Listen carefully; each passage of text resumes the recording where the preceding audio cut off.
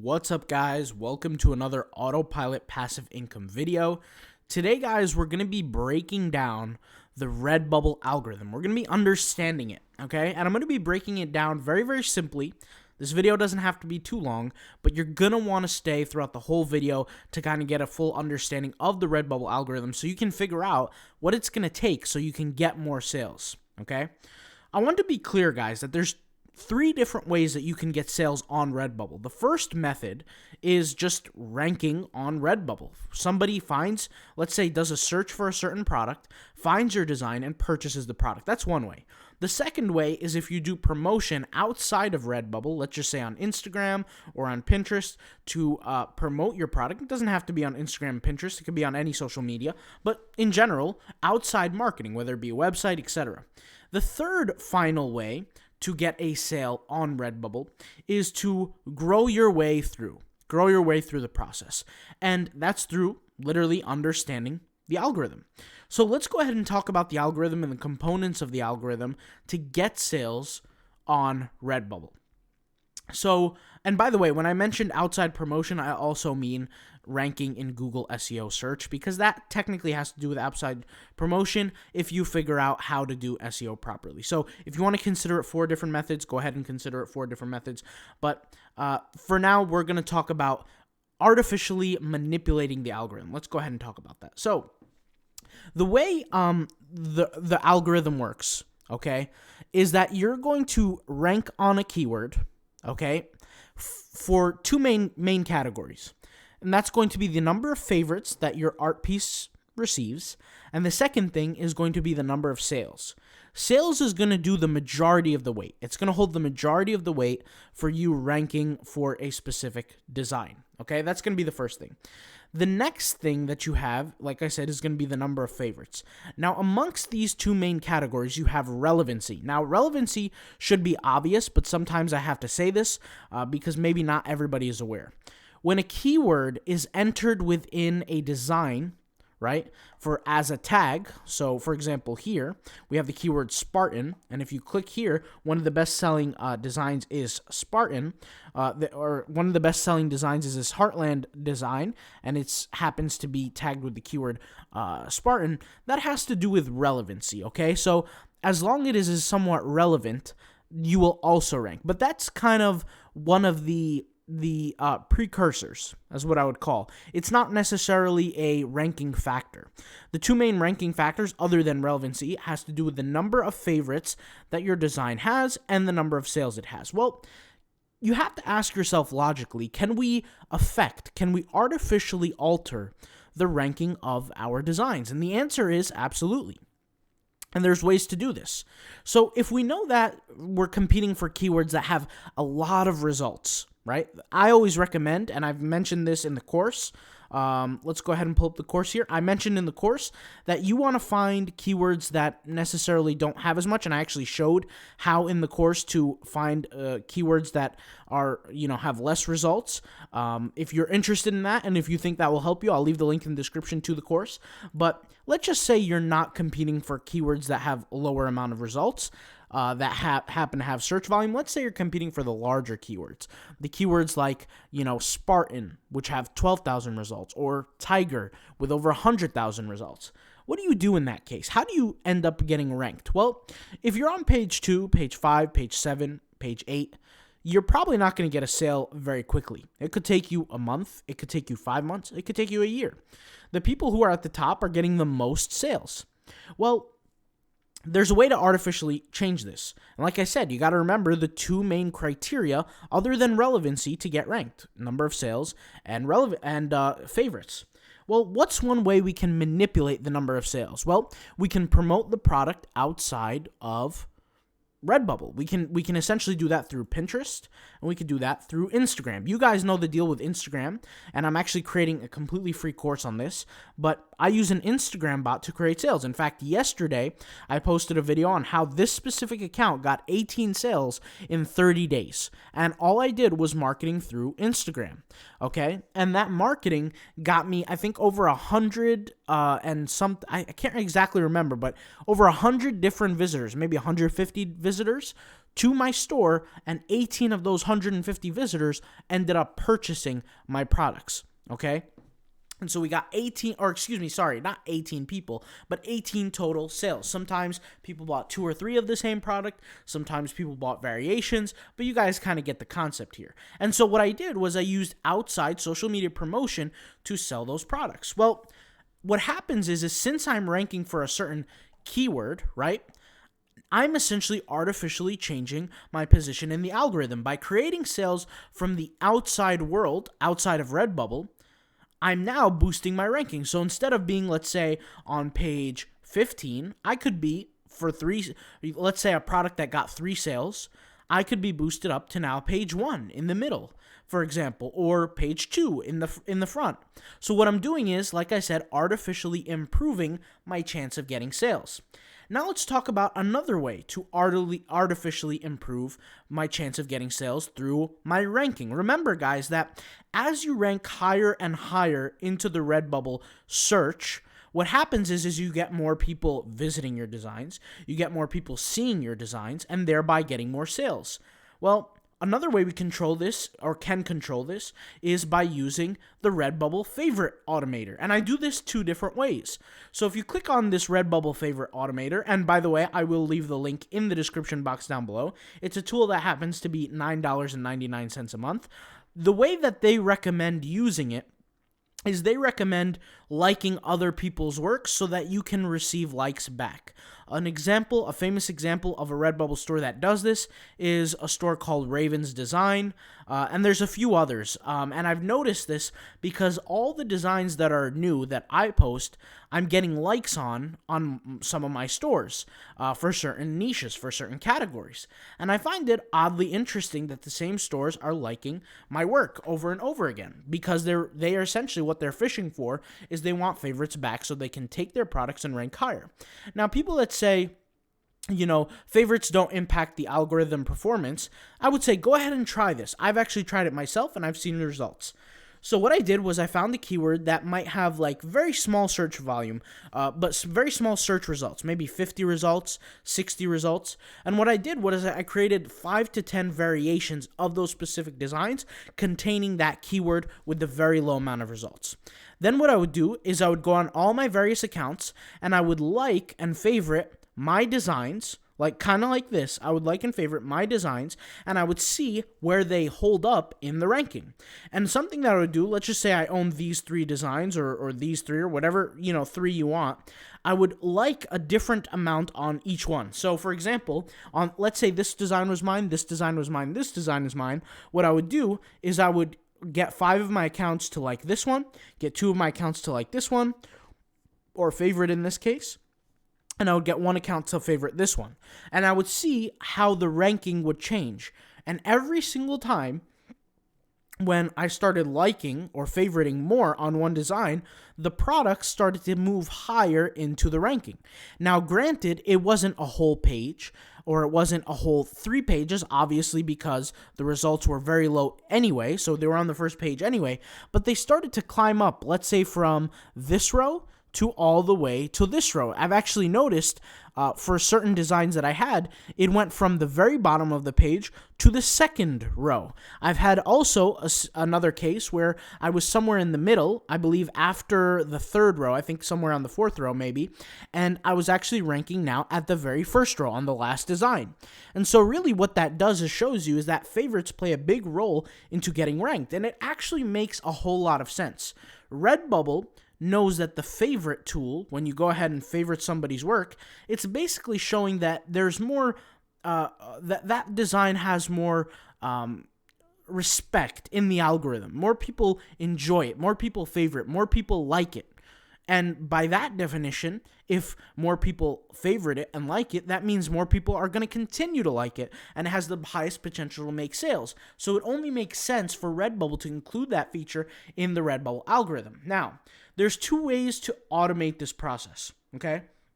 The first thing, like I said, is what you could do is you can favorite other people's works. So you can search a certain category, maybe click on a certain button and favorite other people's works and hope that, they're going to favorite works for you back. And that was actually, from what I could see here, the original purpose of the tool. But for me, what I actually do is, since I have so many Redbubble accounts, is I'll go from account to account to account, favoriting my own work, thereby increasing the amount of favorites that I have on my own stores, sharing the number of favorites. Now, there's going to be a few questions about this that people typically have is like, number one, is there anything wrong with it? Can Redbubble, kick you off their platform for doing this or whatever? And the answer is no, because the favorite tool, First of all, I'll just say this. I've tested it, and the answer is no, nothing happened. I've done over hundreds of favorites a day, 200, 300 favorites a day, and nothing has happened. I've done it consistently. I've also seen people do it every single day, and when I say I've seen people, I follow certain people, and it will show me how many works that they favorited, and they will favorite hundreds and hundreds of different works. Nothing will happen to them. Their accounts won't disappear. And on top of that, you have to literally think in a customer point of view. If I'm a customer and I'm favoriting different designs, why would Redbubble penalize me for that? They're not going to. So really what this is, guys, is this is a loophole, a cheat code, in the Redbubble algorithm system. Now, can I sit here and manually do these favorites? Absolutely, but I personally don't. As you guys know, I like to automate certain processes. So what do? I use the tool to do it for me. Now, this tool is the exact same thing as this link right here. This is where you actually get the tool. And they have a whole article, I guess you could say here, like on how to use it, what to do with it, etc. I'm just going to show you guys how to do it here. And what this will do is this will increase your chance of ranking slightly. It helps. So here's an example. So let's take the word dagger here, okay? And we have a whole bunch of different designs for dagger. What I'm going to do is I'm going to click on this, make sure the tool is on, and very simply, I put some numbers here. Like, let's say I want a favorite quantity of 30 total designs to favorite. Let's just say for the sake of the video, let's do 15. Okay, and I want the delay from 2 to 6 seconds. That means every 2 to 6 seconds, I'm going to perform a favorite. So I'll go here, and I'll just click start, and it will kind of do its thing for me. And remember, I only click once, and there you go. Here's the first one, and it will just continue to favorite, okay? Now, what I'll do is instead of doing this, I'll actually pull up my own store. So instead of favoriting other people's works, which obviously can get you more likes, and it does, and I've seen that it does, what I like to do something a little bit different. Like I said, I realize the cheat code with the system, especially if you have multiple Redbubble accounts. What I'll do, let me just go ahead and just stop this immediately by turning off the stop switch, is I'll click on one of these designs. Let's just say I'll search for my specific design. Once I find my store, I'll open up my store kind of like this, and then once I've opened up the store, just like this, I'm going to turn on the bot to work for me. So let's just go ahead and click on Explore Designs here. I'd rather actually be on this page instead, okay? And what I'll do is I'll go to the tool, and like I said, this is not the original purpose of the tool, but I've done this anyway, and it seemed to have worked for me. So click on this, and mind you, this is an example of a store of mine. This is not my actual store, but I'm giving you an example. And I'll go here to my store, and I'll hit Start Automation. And like I said, it goes from 2 to 6 seconds, and you can see here, it's already starting to work on favoriting the whole entire catalog. You can see here it started. So basically, like I said, what the purpose of this is that I'll go on my other accounts and I'll start liking my own work. And I'll go from store to store to store to store, and it will be essentially a whole new process every single day after I create a whole bunch of designs. And the good thing about this is that Redbubble allows us 60 different works per day. So I can do this across multiple accounts and really share all the love between all the accounts, which is going to be totally epic, totally awesome. So that's kind of the game plan, the approach behind it. But with that being said, the cool thing about this whole process is that what you're really doing, and let me just go ahead and stop this here because this is getting a little distracting for me, is you're automating the process to give you that extra inch of success, to give you that extra little bit, that push forward. Does that make sense? And so Now what I'm doing is, since I'm promoting my products outside of Redbubble by getting sales outside of Redbubble through Instagram and Pinterest. And by the way, guys, I'm still working on learning Pinterest to its full ability. I'm still working on learning it and getting better at it.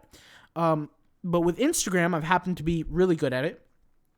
And like I said, if you should go ahead and check out yesterday's video. I'll leave a link in the description box to yesterday's video if you guys happen to want to see it. How I got the 18 sales in probably less than 30, maybe 30 days, I would say. 30 days is a good number, is probably the right number. But within 30 days, 18 sales. Within first 18 hours of my first sale, solely using Instagram. And then after that, like I said, using this tool to just give me that little bit of an edge to favorite my own works and get them ranked a little bit higher. And what's going to happen is, over time, the more I do this over and over and over again, I'm increasing my chance of being seen, and that's going to create a cumulative effect. Now, for those who are interested in learning about the Instagram, how I do it and all this, I'll be coming out with a free course soon. It's going to have its own members area. It's going to do everything. And that's just my way of saying thank you to the people and thank you to everybody who's been supporting the channel and who just, enjoys the channel. That's going to be my way of saying thanks, and it's my way of giving back. All right? And it's essentially, I was going to run a free giveaway on it, but I said, why do a free giveaway? Just give it to everybody for free instead. And so that's kind of the better approach in my opinion. But there's a lot of things that can help improve your Redbubble ranking. And there's a lot of people that leave it up to Redbubble to get the sales for them, meaning they don't do any outside promotion, they don't do any outside marketing, they don't worry about favoriting, they just create designs and post it up. And guys, that's perfectly fine. I'm not saying there's anything wrong with that. But if you happen to be part of that 1% that really, really want to push forward for your Redbubble success and give yourself the highest chance of success, well, then maybe you're going to want to look into promoting your designs outside of just Redbubble. And I'm not necessarily saying you have to use Instagram, or you have to use an Instagram bot the way I was doing it, or you have to use an Automator. I'm not saying that you have to use any of these. I'm just showing simply what I'm doing to improve my success, right? By no means am I saying that you have to do it. Right, I'm just kind of sharing my story, I guess you could say, or sharing, kind of documenting my opinion on it, and that's really it. But the main purpose of this video was just to really understand the concept of the Redbubble algorithm, and I've kind of understood this concept of the Redbubble algorithm by testing it myself and learning myself, and it's all been through my personal experience. I haven't read this in a book somewhere. I haven't watched other people's videos on this. I haven't, read books on it or read articles on it.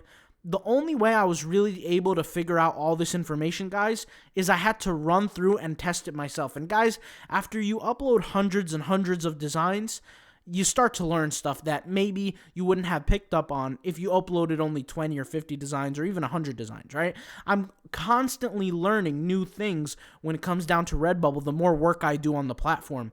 And like I said, by the end of next year, which is going to be by the end of 2022, I'm going to have over 20,000 designs across 10 different stores on Redbubble.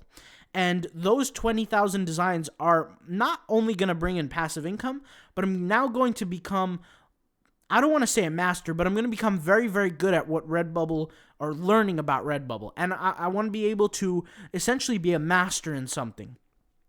And for me, I think I've been putting my focus on Redbubble recently, and it's been paying off. I've been getting sales on Redbubble, and these are sales not only that I'm working on consistently and actively, but I'm also getting passive income sales, which, as you guys know, I love passive income. You guys love passive income. The YouTube channel name is named after passive income, so there's really nothing better than that. And that's really all I have to say for today's video. Thank you guys for watching. I will leave the link in the description to yesterday's video, like I mentioned, if that's something you guys want to learn about on how I set up the bots. I'll also leave some tutorial videos if you need some step-by-step guides that kind of show you the process through. I'll also leave in the description box down below the Redbubble Automator tool if that's something you need, and I'll leave the link in the description to the tagging course, okay? The tagging course is just to help people if you guys think you need it, if you need some guidance on tagging on Redbubble and learning kind of that process.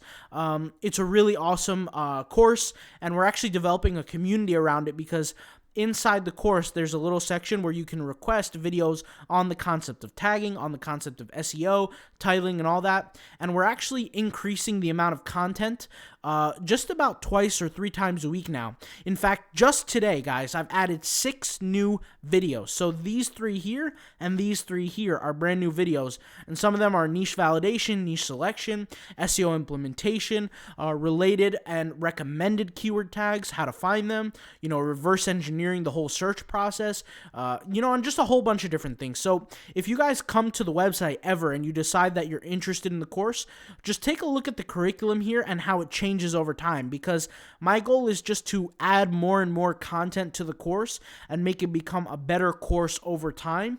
And my real belief, guys, is that the more content I add, the better course it will be. And like I said, it's a members area that you don't have to pay monthly for. Once you pay once, you get access forever. The more content I add, it's there for you essentially after you only pay once. So if you're interested in the tagging course, go ahead and join.